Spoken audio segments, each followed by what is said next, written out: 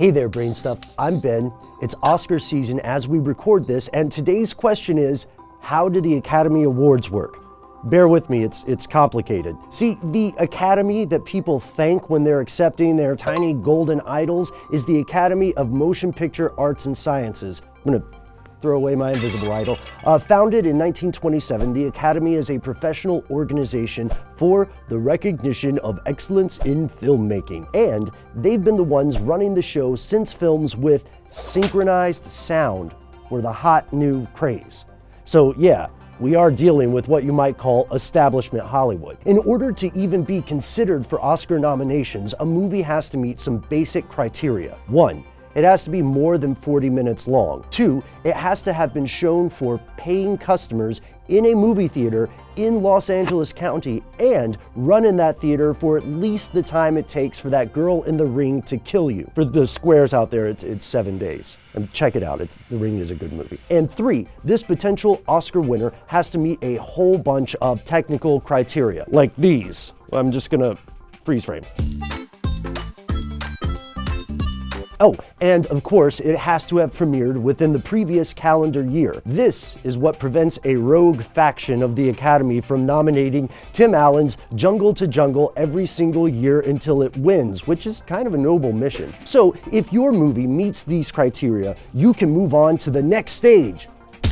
Paperwork.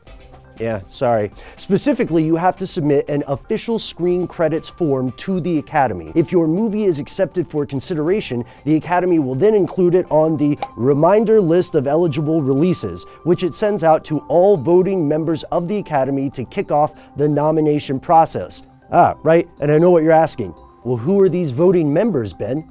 We'll get to that in a minute. There are 2 stages in the voting process. On the first ballot, Academy members go through that huge list of all eligible movies and get to vote for their favorites within their own branch. Cinematographers vote for the best cinematography, editors for the best editing, and so forth and so on. And you can list your top 5 for the year on your ballot.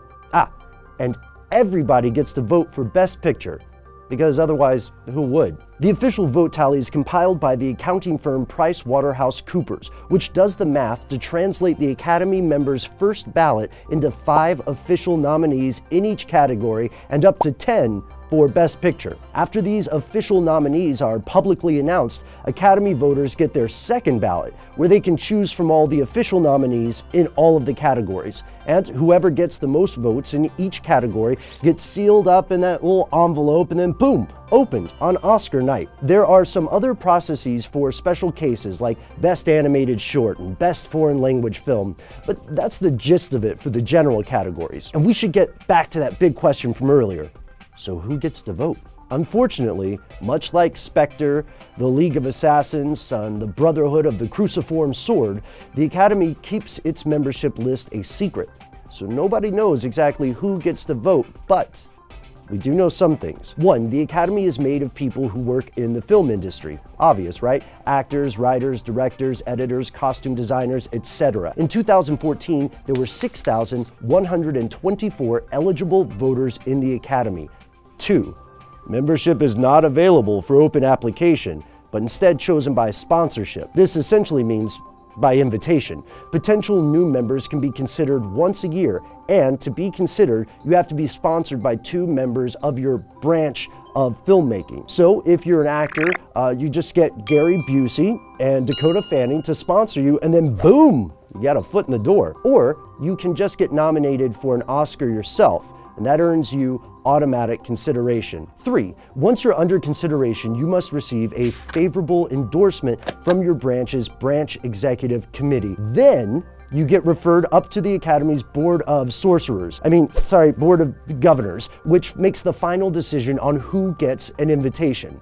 This has been the process for years, but it is not without its critics. For example, in February of 2012, the LA Times published an in-depth investigation of the Oscars and found that, at the time, 94% of the voters were white and 77% were male. Plus, the median age of voters was, get this, 62, and only 14% of the voters were even under 50. This problem received a lot of attention after the announcements of the nominees in January 2016, when many people noticed that for the second year in a row, every single acting nominee was, wait for it, white. To fix this problem, the Academy announced later that month that it would be changing the rules for membership selection to, in their words, double the number of diverse members of the Academy by 2020.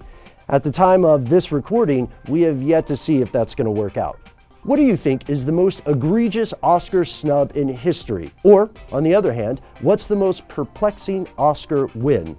Let us know in the comments. And if you like this video, do me a favor, hit subscribe, and to learn more about the film industry and associated secret societies, head on over to HowStuffWorks.com.